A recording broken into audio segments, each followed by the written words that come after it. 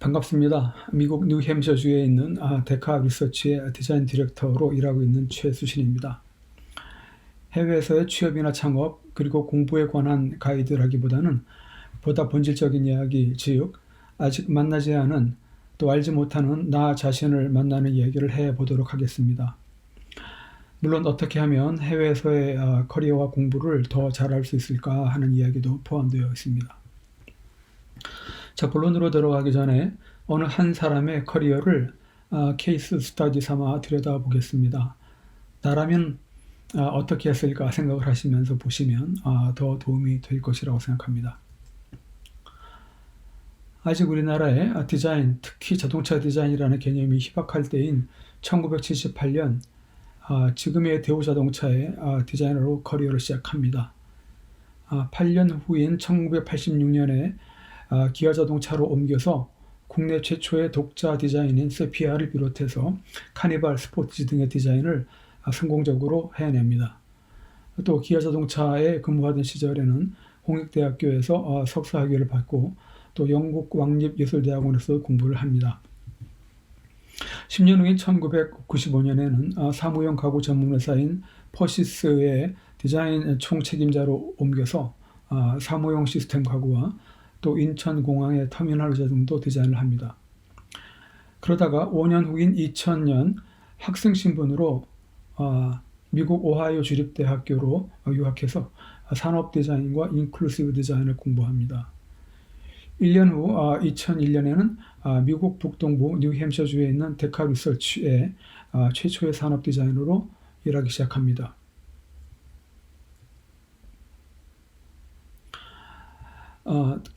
그러던 중 2003년에는 오하이오주 신시내티 주립대학교 교수로 교직을 시작하고 몇 년 후에는 그 학교 학부장으로 취임합니다. 2012년에는 미국 산업디자이너협회 부회장에 선출되어서 동양인 최초로 이 협회의 회장단에서 역할을 합니다. 또 2014년에는 미국에 있는 미국 디트로이트에 있는 디자인 명문대학인 CCS의 부총장으로 영입되고 또 2016년에는 미국 산업디자인협회의 국제총회 의장을 맡는 등 여러 역할을 하다가 2019년부터는 다시 뉴햄셔주에 있는 데카 리서치의 디자인 총괄 디렉터로 일하고 있습니다. 한국과 영국, 미국에서 디자인을 공부하고 한국에서 디자이너로 23년 그리고 미국에서 디자이너 및 교직을 합쳐서 21년째 일하고 있는 이 사람의 여정을 들으면서 어떤 생각을 하셨는지 궁금합니다. 짐작하셨겠지만 여기에 등장하는 사람은 바로 저입니다. 외국인으로서 미국의 좋은 대학의 부총장이 되고 또 큰 규모의 국제총회 의장으로 활동하는 등 그럴 때에는 주변에서 출세했다는 이야기도 여러 번 들었습니다.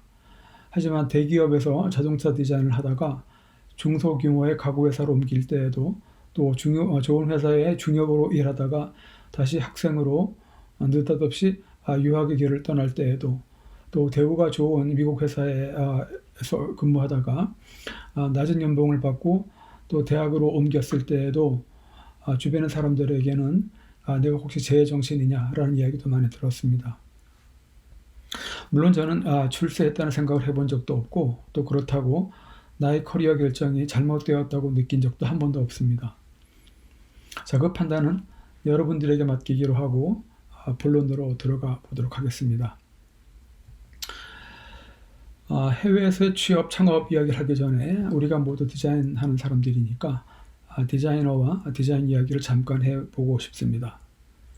흔히 디자인을 예술적, 상업적, 기계적 또 최근에는 사회적인 의미로 받아들이고 또 접근하는 경향이 있습니다. 모두 다 나름대로 의미가 있지만 종종 디자인이 가지는 또 디자이너들이 가져야 할 철학적 또 본질적인 부분은 간과되기도 하는 것은 조금 걱정스럽습니다. 의미 있는 작업을 해내는 디자이너가 되려면 남들도 다 하는 디자인 띵킹, 디자인 연구, 디자인 시각화 등등 말고도 어떤 것들이 정말로 필요할까요? 자, 디자인은 미래의 가능성을 시각화하는 작업이라고 말한 사람이 있습니다. 맞는 이야기입니다. 하지만 보이지도 않는 미래의 가능성을 알아내고 또 이를 시각화하려면 무엇이 필요하고 또 어떻게 해야 할까요? 먼저는 인사이트입니다. 즉 다른 사람들도 다 볼 수 있는 표면을 뚫고 남들이 보지 못하는 그 속을 보는 것을 말하는 겁니다. 인사이트의 원동력은 호기심입니다. 그것도 순간적인 호기심이 아니라 지속적인 호기심입니다. 두 번째는 퍼스펙티브입니다. 학교에서 배우던 투시도를 말하는 것이 아니라 보이지 않는 그 너머를 보는 능력을 말하는 겁니다. 다른 사람들이 좋아하는 어떤 디자인이나 트렌드를 같이 따라가는 것이 아니라 그 다음에 나타날 것을 보는 능력입니다. 퍼스펙티브의 원동력도 호기심입니다. 그것도 소소한 호기심이 아니라 갈망하는 호기심입니다. 이 인사이트와 퍼스펙티브는 다른 사람들이 가지지 못한 새로운 디자인에 대한 생각을 만들어냅니다. 데니스 라스턴이 이야기했던 대로 클라이언트가 원하는 디자인을 하는 것이 아니라 그가 생각하지도 못했던 디자인을 하려면 이 두 가지가 무엇보다도 중요하다고 생각합니다. 또 아무리 새로운 미래의 가능성을 발견했다고 하더라도 이를 디자인으로 만들어내고 또 다른 사람들의 공감을 받아내려고 하면 이것 또한 쉬운 일이 아닙니다. 따라서 디자이너들에게는 courage, 즉 용기가 필요합니다. 이 courage는 다른 사람들이 아직 익숙해하지 않는 그리고 심지어는 거부하기까지도 하는 디자인 컨셉트를 이끌어내는 데 필수적입니다. 디자인 띵킹이나 디자인 리서치 또는 능숙한 컴퓨터 작업 등등만으로는 커리지가 만들어지지 않습니다. 이것이야말로 디자이너들이 도전을 넘어서는 경험을 통해서 만들어집니다. 디자이너들에게는 인테그리티도 필요합니다. 쉽게 말하면 겉과 속이 같은 것을 말합니다. 좋은 디자인이라고 하면 그 의도, 기능, 그리고 외관이 또는 경험이 지니는 가치가 일맥상통해야 하지요. 또 제대로 된 디자이너라고 하면 그가 생각하는 것, 또 말하는 것, 그리고 만들어내는 것의 가치가 일치해야 된다고 생각합니다. 한마디로 디자이너나 다 본질에 충실해야 한다는 것입니다.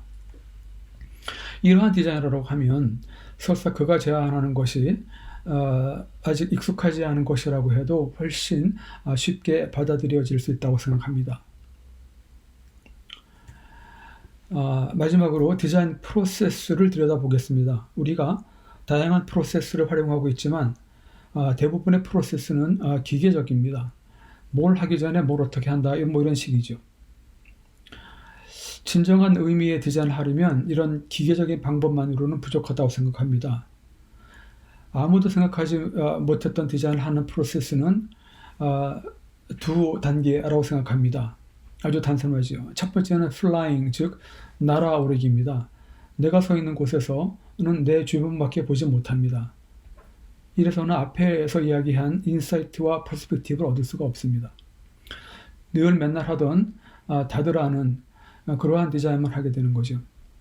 날아오르면 그것도 높이 날아오르면 전에는 보이지 않던 것들이 보이기 시작합니다. 새로운 디자인을 위해서도 또 새로운 커리어를 위해서도 날아오는 것은 반드시 필요하다고 생각합니다. 날아오르기에 반드시 필요한 것은 먼저 보이지 않는 것을 보고 싶어하는 호기심입니다. 호기심이 없다면 날을 필요도 없지요. 두 번째는 날개, 즉 날아오르기 위해서 필요한 능력과 노력입니다. 또 세 번째로는 높이 날아도 두려워하지 않는 그러한 용기입니다. 다 이 전 슬라이드에서 이야기했던 것들입니다. 높은 곳에서 멀리 새로운 가능성을 발견했다면 그 다음에 필요한 것은 랜딩, 즉 내려앉는 것입니다. 랜딩은 멀리서 보던 가능성을 현실화하는 것을 의미합니다. 안전한 착륙을 위해서 조종사들이 많은 것을 알아야 하고 또 경험을 해야 하듯이 디자이너들도 많은 지식과 경험 그리고 무엇보다도 어려움을 뚫고 목적을 이루어내겠다라는 엔트프로너 정신이 필요합니다. 내게는 아직 낯선 곳에 제대로 착륙하려면 어떤 것들이 필요할까요? 먼저 필요한 것은 용기입니다. 두 번째는 인테그리티, 즉 진실성입니다. 새로운 곳에 대한 지식과 많은 지식과 또 풍부한 경험은 당연히 필요하겠죠. 이 세 가지를 종합해 보면 디자이너는 어떤 사람인가, 어떤 사람이 디자이너다운 사람인가 하는 것이 자연스럽게 나타납니다. 첫째, 비저너리입니다. 남들이 보지 못하는 미래의 가능성을 볼 수 있는 사람. 두 번째로는 미셔너리입니다. 마치 선교사처럼 미래의 가능성을 다른 사람들에게도 보여줄 수 있는 사람. 그리고 엔터프레너입니다. 다들 안 될 거라고 생각하는 새로운 일, 새로운 디자인을 만들어내는 사람. 자, 이런 이야기를 장황하게 한 이유는 내가 만드는 물건의 디자인 뿐만 아니라 내가 내 장래의 커리어의 디자인을 위해서는 이러한 자세가 필요하다고 생각하기 때문입니다. 물론 해외에서 취업, 창업 그리고 공부를 생각하는 사람들에게는 더더욱 그렇습니다. 자, 조금 더 본론으로 들어가 보겠습니다. 물론 국내에서도 디자인의 커리어를 충분히 훌륭히 만들어 갈 수 있습니다. 해외에서 공부하고 또 활동하는 것이 반드시 더 나은 것도 아닙니다. 외국에서 성공한 디자이너도 많은 반면 그렇지 못한 사람들도 많습니다. 자, 우리가 태어나고 자란 한국에서 활동하는 것에 비해 언어와 문화의 장벽을 넘어야 하는 노력을 해야 된다는 것은 어찌 보면 이미 기울어진 운동장에서 경기를 하는 것과 같기 때문입니다. 예를 들어서 외국에서 공부하는 아시아권 학생들은 당연히 해야 하는 과제와 논문 외에도 그 내용을 외국어로 제대로 표현하느라 2배, 3배의 노력을 더 들여야 합니다. 현지인들은 겪을 필요도 없는 이러한 노력을 2배, 3배 해야 되는 덕분에 2배, 3배로 더 성장할 수 있는 기회를 얻게 된다는 것은 절대 무시할 수 없는 스탁옵션 같은 겁니다. 저 멀리 내가 모르는 무언가가 반드시 있다는 것이 콜럼버스가 신대륙을 발견한 이유입니다. 우리 모두가 콜럼버스가 될 필요는 없겠지만 내게 익숙하지 않던 환경에서 이겨내고 그런 과정을 지나면서 성장해가는 내 모습을 발견하는 것은 신대륙을 발견하는 것보다 훨씬 더 가치 있는 일이라고 생각하기 때문입니다. 새로운 디자인을 하는 좋은 방법 중에 하나는 내게 익숙한 것을 익숙하지 않게 보고 또 반대로 익숙하지 않은 것을 익숙한 것처럼 바라보는 것입니다. 그렇게 하다 보면 평소 그냥 지나쳤던 것들에게서도 새로운 기회나 의미를 발견할 수 있고 또 내게 새로운 것에서 또 지금보다 더 나은 것들을 찾아낼 수도 있게 되기 때문입니다. 국내에서의 취업과 창업을 한다고 하면 내가 이미 잘 알고 또 익숙한 환경을 또 그대로 받아들이기보다 그 가운데에서 늘 의문을 가지고 마치 새로운 곳에 온 것 같은 시각을 가진다면 그 속에서도 보이지 않던 기회를 발견할 수 있습니다. 또 외국에서 커리어를 만들어 간다고 하면 이 모든 것이 낯선 환경 속에 나를 던지게 되니까 전에는 발견하지 못했던 나의 가능성 그리고 나의 잠재력을 발견할 수 있습니다. 물론 나의 부족한 부분도 발견할 수 있죠.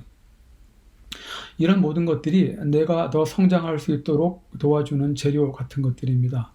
물론 어떤 것을 택할 것일지는 여러분들의 결정이라고 할 수 있습니다. 우리가 늘 경험하듯이 집 떠나면 고생입니다. 그러면서도 때가 되면 어디론가 떠나보고 싶은 생각이 드는 것은 그런 고생이 할 만한 가치가 있기 때문이라고 생각합니다. 또 흔히 하는 말로 이불 밖은 위험합니다. 이불 속은 안전하기도 하고 따뜻하기도 합니다. 하지만 이불 밖에는 전에는 알지 못하던 즐거움이 있을 수도 있죠. 내 커리어를 홈그라운드인 국내에서 만들어 갈 수도 있고 다른 곳에서 만들어 갈 수도 있습니다. 어떤 것이 반드시 더 낫다고 할 수는 없지만 여러분들의 결정에 따라 여러분들의 커리어 그리고 인생이 달라지게 됩니다.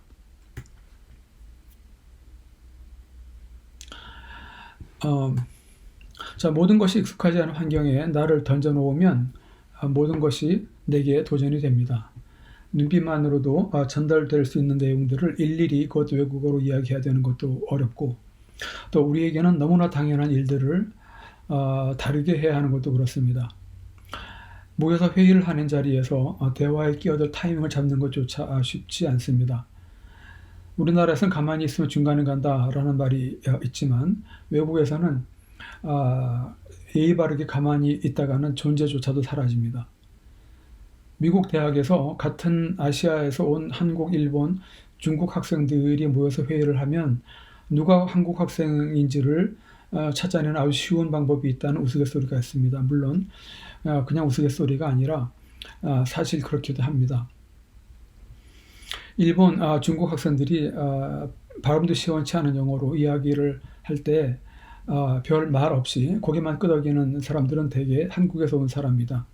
학생들입니다. 영어도 더 훨씬 잘하는데 말이죠. 가만히 있어야 점잖다고 봐주는 한국식 문화에서 자라는 것이 문제인 겁니다. 회사에서도 마찬가지입니다. 한국 디자이너들은 별로 말도 없이 일만 열심히 하는 사람들로 인식되는 경향이 있습니다. 물론 요즘은 이런 현상도 많이 사라져서 다행이긴 합니다만, 새로 외국에서의 커리어나 공부를 계획하시는 분들에게는 생각해 볼 중요한 부분이라고 생각합니다. 어려움을 극복하는 것은 당연히 그 어려움을 마주 대하는 일입니다. 몇 번 넘어지면서 무릎이 까져보고 나면 마침내 자전거를 타고 어디든지 날듯이 갈 수 있게 되는 것과 같은 이치입니다. 외국에서 온 사람들이 어려움을 겪는 것은 당연합니다. 따라서 어려움을 겪게 될 때에 나만 특별히 부족한 것이 아닌가 하는 생각은 할 필요가 없습니다. 물론 외국어 실력 등 내가 준비해야 될 것은 제대로 해야겠죠. 한국에서 온 학생들이나 디자이너들이 공통적으로 겪는 어려움은 자신의 생각을 제대로 표현하는 것이라고 생각합니다. 영어를 입시용어로만 배워서 그렇기도 하지만 자신의 고유한 생각을 가지고 또 이 생각을 조리 있게 표현하는 것에 대한 요구를 별로 받지 않은 교육의 탓이기도 합니다. 심지어는 별 생각이 없이 디자인하는 경우도 많기 때문에 당연히 그 디자인에 대해서 설명할 내용이 없을 수밖에 없기도 하죠. 별 이야기 없이 완성된 디자인만 내놓으면 교수들이나 윗사람들이 알아서 판단해주고 평가해주는 경우와는 달리, 설명을 하지 않으면 생각이 들어가지 않은 디자인 취급을 받게 됩니다. 자, 말하는 것이 미덕인 우리나라에서 자라는 사람들은 여럿이, 그리고 외국어로 이야기하는 자리에서 언제 대화에 끼어들어야 하는지를 알기가 어렵습니다. 그러다 보니 조용히 듣기만 하고 고개만 끄덕이게 되는 겁니다. 이러다 보면 소위 인싸가 아니라 아싸 신세를 면하기 어렵습니다. 전혀 보이지도 않는 공간을 파고드는 숏트랙 선수들처럼 맥락을 끊지 않으면서 참여하는 방법을 배울 필요가 있습니다. 이 커리어를 만드는 데는 앞에서 이야기한 어려움만 있는 것은 아닙니다. 오히려 외국인들은 가지지 못한 유리한 점들도 많이 있습니다. 우리나라가 외국에 거의 알려져 있을 때에 비하면 지금은 K-팝, 또 K-푸드, 그리고 또 심지어 K-방역까지 여러 방면에서 우리나라를 눈여겨보고 있고, 또 프리미엄 브랜드로 여겨지는 한국산 제품들도 많기 때문에 한국에서 온 디자이너라는 것만으로도 예전에 비하면 상당히 유리해졌습니다. 가장 큰 유리한 점은 우리가 가지고 있는 다름입니다. 우리가 아직 개발도상국일 때에는 우리가 가진 다른 점들이 곧바로 우리의 단점으로, 부족한 점으로 여겨졌었습니다. 소위 선진국으로 불리는 나라들이 가진 모든 것들이 더 우월해 보였었죠. 하지만 이번에 코비드-19 사태를 겪으면서 우리는 선진국들이 우리의 방역 능력에 놀라는 것을 보면서 더 놀랐습니다. 물론 이러한 인식의 변화가 여러분들이 해외에서의 커리어에 직접적인 도움을 주지는 않을 수도 있습니다. 그리고 우리가 가진 것이 더 낫다는 무조건적인 우월 의식을 가져야 된다는 이야기를 하는 것도 아닙니다. 우리가 가진 다른 생각의 방식, 감각과 또 감수성, 또 문화적인 배경, 일하는 습관, 심지어는 다른 액센트까지 이 모든 다름이 바로 우리가 가지고 있는 자산입니다. 미국 시민권도 또 미국 학위도 미국에서 가르쳐 본 경험도 없던 제가 높은 경쟁률 속에서 신시내티 대학의 교수로 임용될 때 발견한 것은 깨달은 것은 그들은 그들과 비슷한 또 한 사람을 찾고 있었던 것이 아니라 뭔가 다른 것을 가져다 줄 사람을 필요로 했다는 것입니다. 따지고 보면 디자인의 본질은 더 예쁘고 더 쓰기 편한 것을 만드는 것이라기보다는 보다 새로운 것을 만드는 것입니다. 우리가 가진 다름을 부각하고 또 유지하는 것이 필요합니다.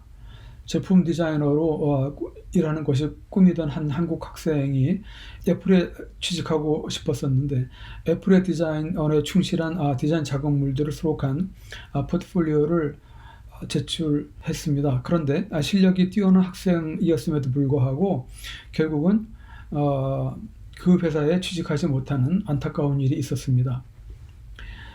애플의 디자인 팀 입장에서는 자신들이 매일 하고 있는 그런 디자인 작업을 또 하는 사람이 필요했던 것이 아니라 새로운 영향을 불어올 수 있는 디자이너를 필요로 했기 때문입니다. 우리가 가진 장점인 다름을 잘 부각시키고 또 그것이 내가 하고자 하는 일에 어떠한 기여를 할 수 있는지 또는 내가 일을 하고자 하는 곳에 어떠한 기여를 할 수 있는지를 부각시킬 수 있는 것이 중요합니다. 물론 그 그룹에 동화되어서 존재감을 잃어버릴 것이 아니라 신선한 다름을 잃지 않는 것도 중요하고요. 자, 이제 마지막으로 이 세미나의 주제에 관한 이야기를 하고자 합니다. 내가 아직 모르는 내가 되다라는 겁니다. 사실 몇십 년을 나로 살고 있어도 내 자신이 누구인지를 알기는 어렵습니다. 마치 물고기가 평생 살고 있는 물에 대해서는 전혀 모르듯이 말입니다.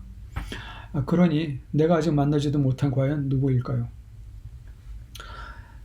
서두에 소개한 저의 장황한 커리어에 키워드가 하나 있다고 하면 그것은 성장입니다. 몇몇 중요한 단계에서 커리어 결정을 내릴 때 내가 가진 생각은 과연 어떤 길이 내가 더 성장할 수 있는 길인가 하는 것이었습니다. 더 화려하거나 연봉이 더 많아지거나 아니면 더 높은 직책을 따라간 것이 아니었습니다. 더 새로운, 더 어려운 챌린지를 만날 수 있는 기회라면 기꺼이 그 길을 택했습니다. 그러한 챌린지야말로 내가 성장할 수 있는 유일한 방법이기 때문입니다. 지금 돌이켜보면 자동차를 디자인할 때 얻지 못했던 경험을 가구 회사에서 할 수 있었고 중역으로 안전한 삶을 이어갔었다고 하면 얻지 못했을 수도 있는 디자인에 대한 새로운 자세 또는 접근 방법을 학생의 시절을 경험함으로써 얻을 수 있었고 또 연봉이 좋은 직장에서의 삶을 접고 대학에서 가르치는 일을 했기 때문에 지금까지 알던 디자인에 대한 생각을 뒤엎을 수 있는 새로운 발견을 할 수 있었습니다. 그렇다고 해서 반드시 커리어를 자주 바꿔야 된다는 그런 말은 아닙니다. 평생 같은 직장에서 같은 일을 하더라도 직급이나 연봉 외에 성장할 수 있는 것은 얼마든지 있습니다. 문제는 자라나고자 하는 의지가 있는가 하는 것이라고 생각합니다. 더 나은 디자이너로 날마다 더 새로운 시각을 가지는 디자이너로 또 더 용기 있는 디자이너로 클라이언트가 요구하는 그 요구가 아니라 본질에 충실한 디자인을 할 수 있는 디자이너로 자라나고 싶어 하는 욕구가 있는가 하는 겁니다. 영어로 우리와 같은 성인들을 grown-up이라고 부릅니다. 직역을 하면 다 자라난 사람이라는 뜻이죠. 하지만 자라나기를 멈춘 디자이너에게서 새로운 것을 기대하기는 어렵습니다. 제가 바라는 저 자신은 자라나기를 멈추지 않는 디자이너로서의 접니다. 국내에서 일을 해왔었더라도 마찬가지였을 거라고 생각하지만 외국에서의 도전은 더 많은 챌린지를 제게 주었고 또 그만큼 더 성장하는 계기가 되었다고 생각합니다. 아무쪼록 여러분들이 계획하시는 해외에서의 커리어와 공부가 뜻하시는 대로 이루어져서 아직 만난 적 없는 훨씬 더 성장한 모습의 여러분 자신들을 만나게 되길 바랍니다. 감사합니다.